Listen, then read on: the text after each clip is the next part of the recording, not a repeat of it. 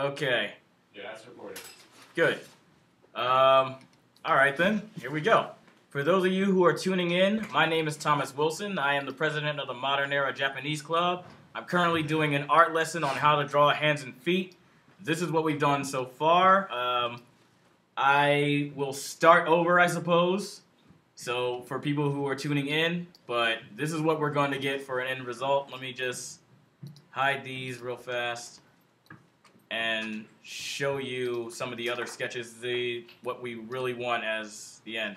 We want to have results like these, okay? So I'm going to teach you and tell you step by step on how to get there using shapes. All right, so first things first. Guys, you guys ready? Yeah. Let's do it again? All right, let's do it again. First thing we want to do in terms of drawing hands is start with a hexagon. It doesn't have to be a perfect type hexagon, but we want 5 sides, roughly. So starting from one point, this is going to be our wrist, and we're going to go 1 and 2 for the length of the wrist. All right? Then from there, we want to draw the sides of our hands. 1, then 2. Then we're going to close it off. Hey, Tom. And that's the palm. Hexagon or pentagon? Because you said hexagon. I did say hexagon, pentagon. I don't know my shapes. My bad. Okay. First off, all right. I suck at naming shapes, and I don't know how to teach this crap. So just bear with me. If I get something wrong, you guys can laugh about it. All right. But what we want is the wrist. So we're going to cut that off right there, and our palm, which is going to be a square at the end. All right. From there, we're going to draw our 2 joints, our index finger joint at the end. I'm drawing a right hand, so this will be my index. And the pinky joint right there at the left. Okay? Now we're going to draw our thumb. For the first joint of our thumb, we need to cut our square in half. So let's go to the middle of it. Just guess with your eyes. It doesn't have to be exact either, because we're just doing rough sketches right now. Then we're going to cut it in half. Once we do that, let's draw a point at the end, just for marking. Let me zoom in. Whoa, too far.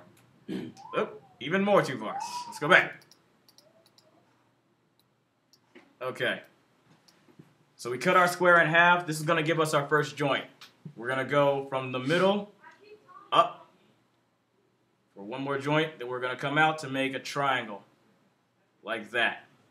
Okay? This decides how long you want your thumb to be, so it all depends on how you guys want to draw it. I'm drawing a male hand, so my hand's going to be kind of big. So my thumb joint is going to be pretty wide. Now once we got this, we want to go from here, from our joint here, to the middle of our triangle. And this is going to give us our second joint. This is where we're going to start. But to guess where the sides of our second joint is going to end, we need to cut the second part of our square in half. So from this point to the middle, cut it in half. Then I'm going to go back to our joint here, and using my eyes, guesstimate the length. Then cut it off. Okay? All right. For the last part of our thumb, the head of the thumb, you want to start from the outside. We're going to do 2 curves, both to the same side. So we're going to go from here inward. Curve it in. And you want it to come above your index finger joint. Not too far above, but you want to make sure it's higher. Then on the other side, from here to the other side, going to curve it the same way and connect it. Okay? And that's our thumb. So once again, we have our triangle. You get to the middle of the triangle. This is the second part of your thumb.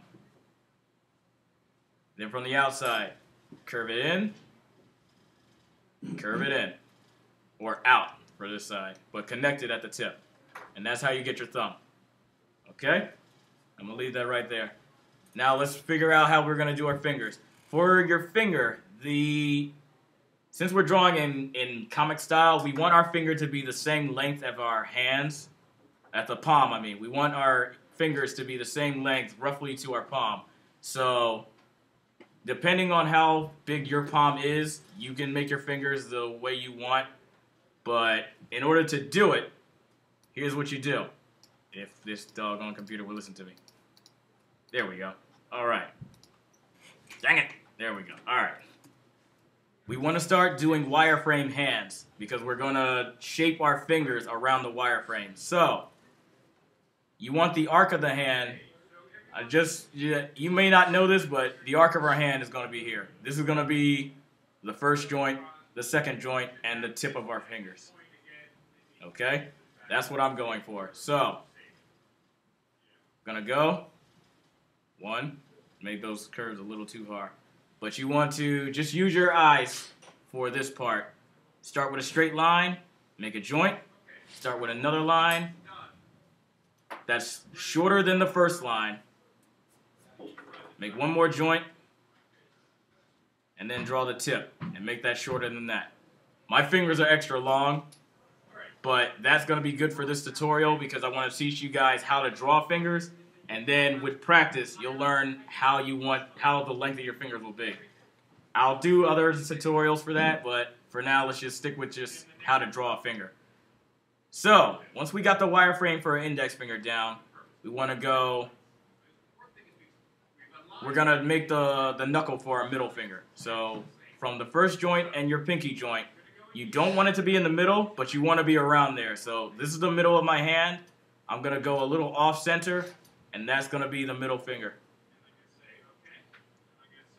Middle finger, as most people will know, is the longest finger on our hand. So we want that to be longer than our index finger. So we're going to do the same thing we did. Make our wireframe and make a joint. But we want our joint to be above the first joint right here for our index finger. Not too far ahead. Remember, use your eyes. You want it to be one circle length above. Okay? Same thing with the second part of our middle finger. Make a joint. Make sure it's above your index finger joint. And then make the tip. And remember, with each line, this is the one that's near the palm. That's going to be the longest. The second out is going to be shorter. Then the third out is going to be shorter than that. Okay? All right. Now, for our ring finger. This time we actually are going to go for the middle. So our pinky to our middle. Let's go right here. And that's going to be our ring finger joint. Now our ring finger is going to be longer than our index, but shorter than our middle finger. Okay? So keep that in mind. So, same thing. It's okay if your ring finger joint is about the same as your index finger, so long as the final part, the tip of your finger, is longer than your index. So let's keep going. Same thing. About here.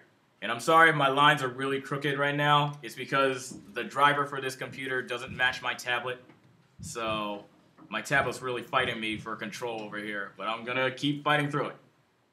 Now for our pinky, pinky's going to be the shortest. We want our pinky to stop right here. Okay? So we're going to do the same thing. It's going to be shorter than all of our joints. So 1. Short 2, and the tip 3. All right, and that's our pinky. I'm going to erase these guidelines, and we're going to start sculpting the finger around our joints. Now, if you have a really good eraser that can erase lightly without getting rid of the wireframes, I suggest doing that so you don't get confused with this next part. Because what you want is to start shaping the finger around the wireframes. And if there's too many lines there, it might confuse some people. So the best thing I would suggest is to draw lightly, but this is what we're going to do. I'm going to lower the opacity on this layer so people can see what I'm doing. There we go. Then I'm going to make a new layer, and this is how we're going to sculpt our hand. Okay. Starting with our index finger.